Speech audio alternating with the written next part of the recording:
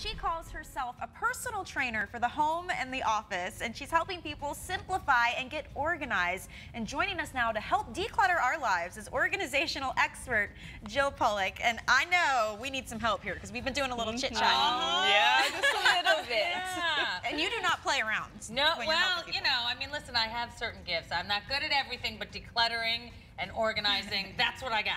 Well, let's get to the nitty-gritty of why we're having you on the show, too, because there is a connection between clutter and your emotional well-being. Can you kind of explain that? I mean, there have been entire series based on this idea. Absolutely. Well, hoarders, of course, that's one super extreme. But, like, we all have our anxieties and our sort of inner lives that often manifest outwardly, and some of us, you know, take certain things to the extreme. So whether it's overeating, over shopping, over, you know, exercising, and clutter and not, you know, dealing with your stuff, that's just one sort of manifestation of anxiety and feeling overwhelmed in your inner life. I agree 100,000%. Like when I am feeling overwhelmed and crazy, you can tell by looking at my purse, looking at my desk, looking at different areas of my life, like, ooh, that's a mess. Yeah, and when I walk into someone's office and I see it a complete mess, I'm like, I don't know if I want to hire you. Because I know it's a representation of the inner emotional state. Right. I mean, and it's also hard to be very productive when you can't find things. Everyone always says, oh, I know where everything is. It looks like a mess, but I know where everything is. Or they'll say, it's messy, but it's not dirty. And I think, really? How do you clean around the pile? It's dirty, too, I definitely said that. Like, my house is messy, but it's not dirty. I mean, except for you. Except for you. All right, so here's the thing. Your clients, they seek you out. They need your help to get rid of all the stuff that we talked about, literally blocking their path to good mental and physical health. So what is the first thing we need to do?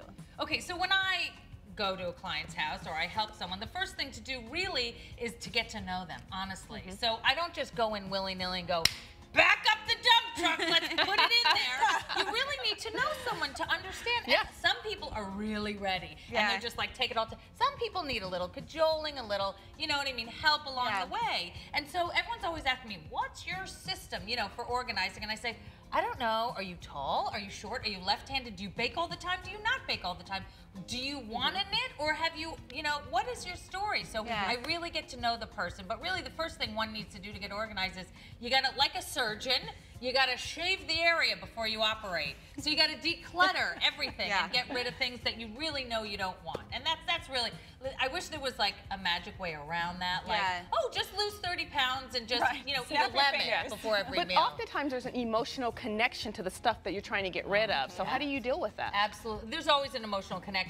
How do you deal with it? Well, you talk about the fact that you know, you are not that thing. I mean, very often, this is a classic example, but I'll go and help someone who's a mom who's an empty nester. And you know, our whole lives as women, sort of, we're little girls. If you want to be a mommy and then you are a mommy, it's sort of like a really life fulfillment. And then all of a sudden your child leaves the nest and you're like, am I a mommy anymore? What am I going to do with all this glitter? What am I going to do with all these Legos? So, but that is not your child. That is something your child likes. So it's the mourning of a past thing. I worked with a client once who had all these power suits, like $1,000 Armani suits. She was a big lawyer in New York, and then all of a sudden she's a yoga instructor in Malibu. But she still, years later, was weeping about the letting go of the suit. So it's not that she wasn't happy about it. It's just it's a passage of things, and things hold the energy, right? We're gonna look at some of our stuff, and you give us a quick, but go easy on us. Of course. Yeah, don't embarrass us, okay? Oh no. Tara, why don't you explain your most cluttered area and what that's all about? Okay, so this is a side. This is like the top of the filing cabinet in my office at home. And so it's just a conglomeration. You can see kids' toys there. You can see boxes. You can see food. I mean, it's just like, what's your thought? It's a collection spot. Okay, so this is not a desk. At first I thought it was a desk, but it's not. But it looks almost like you have a bra strap hanging out of one of the drawers. I don't know if that actually is. So that's clearly, you know, it's an old adage, but it works for a reason. But a place for everything and everything in its place. I'm pretty sure that those snack bars should be in the pantry.